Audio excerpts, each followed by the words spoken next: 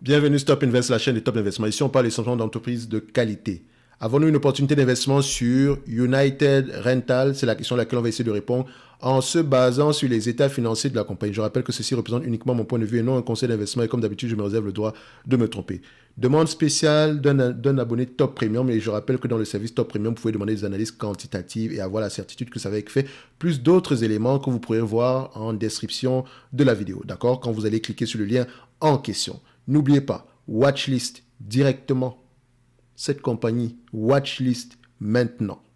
C'est une excellente entreprise. C'est une putain de belle entreprise, entre parenthèses, on va le dire comme ça. Et c'est un business facile à comprendre. Et j'en ai déjà parlé ici. OK? C'est une très, très belle entreprise. Qu'est-ce qu'elle fait? Facile. OK? United Rental Inc. est spécialisé dans les prestations de location d'équipements à destination notamment des industries de construction et manufacturières, des services publics, des entités gouvernementales et des particuliers. Le chiffre d'affaires par activité se répartit comme suit. Location d'équipements, 86,9%.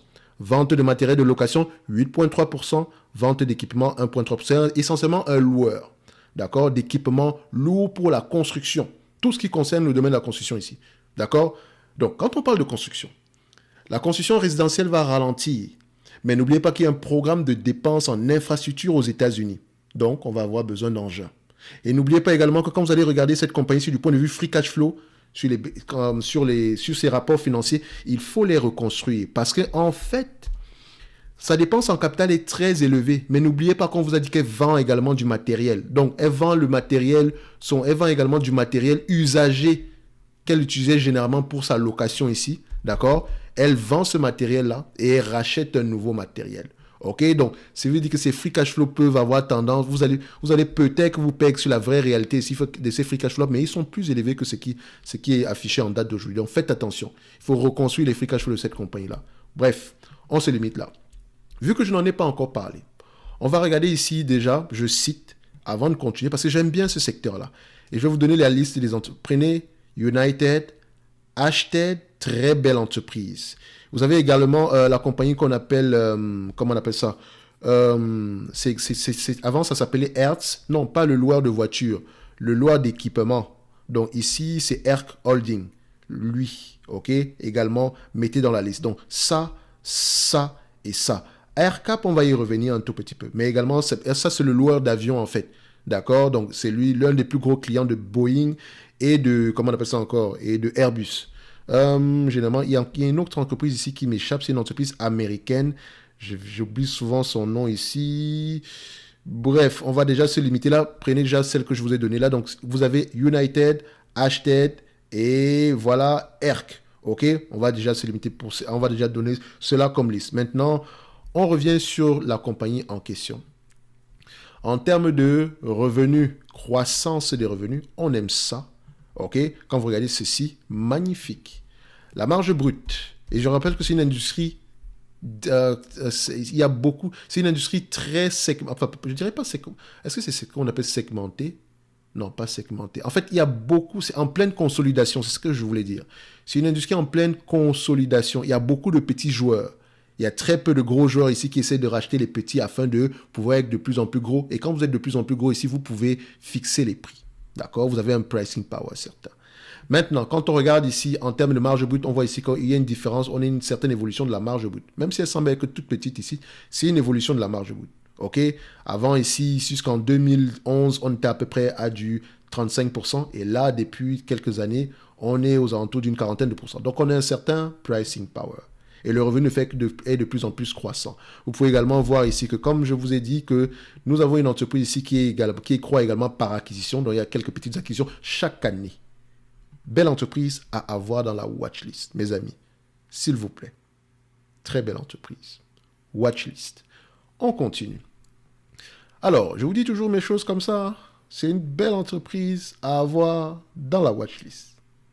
On continue. Maintenant, alors, on compare les net income et les free cash flow.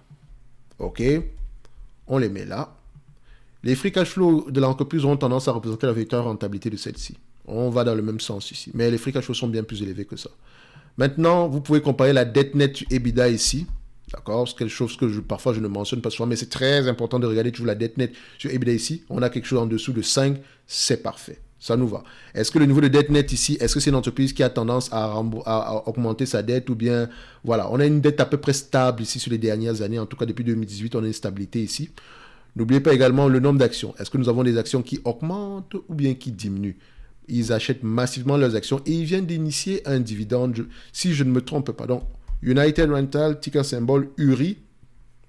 OK, on vient d'initier un dividende. Et je vous rappelle que son année 2023 et 2024, le management anticipe déjà une certaine croissance.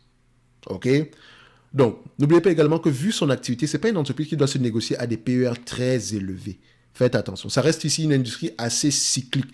Vous pouvez le voir ici avec l'évolution ici des bénéfices nets, okay, des free cash flow ici. Ça reste une industrie assez cyclique. Après, vous pouvez même, ce que vous pouvez faire ici, c'est même reconstruire ici les frictions.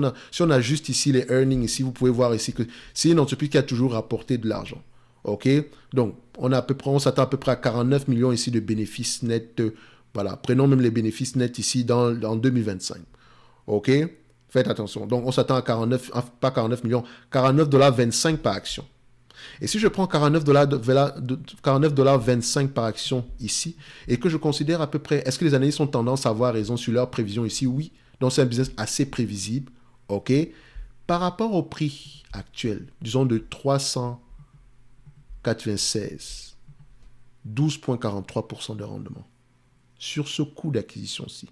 12,43% de rendement. Et je vous ai dit qu'ils ont initié un dividende, d'accord? Et je pense que ça va être comme ça à partir d'aujourd'hui.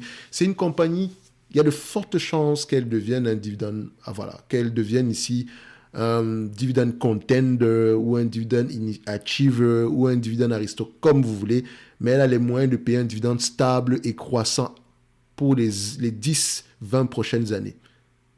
À part si vous pensez que la technologie va remplacer ici la location, des choses comme ça, c'est un business tellement facile à comprendre que ça devient aberrant que cette entreprise-là ne soit pas mentionnée à chaque fois.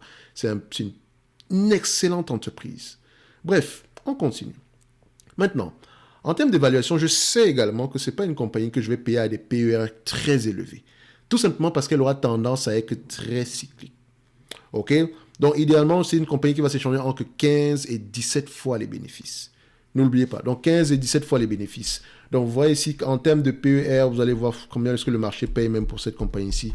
Si on prend en considération ces PER-là, voilà, on sera à combien? Lui, il paye combien ce marché-là?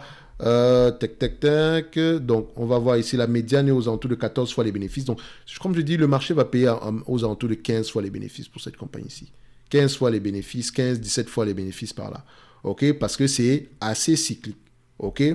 Donc, 15 fois les bénéfices. C'est ce que je prendrai ici. N'oubliez pas également la dette nette.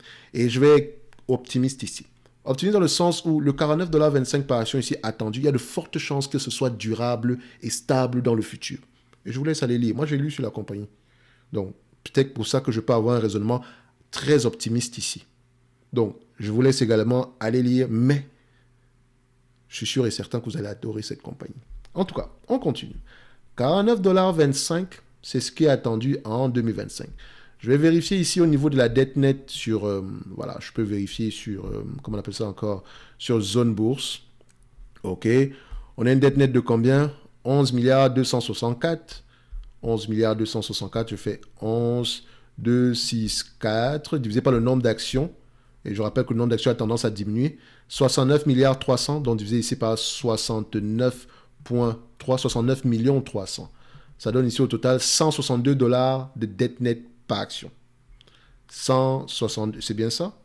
Oui, c'est en milliers. Donc, ça fait 162 $ de dette nette par action. OK. Maintenant, vu ici qu'on a 49,25 $ attendu en 2025, 49,25 fois 15 fois les bénéfices, moins la dette nette, combien?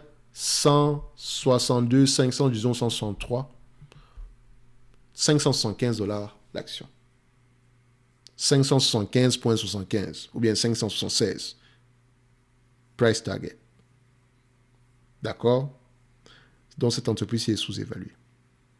Si on prend en considération ce qui est attendu en 2023, 41,3 fois 15 fois les bénéfices. Moins la dette nette à 163 dollars par action, 456,5. Donc, même en prenant en considération ce qui est attendu en décembre 2023, on est encore sous-évalué.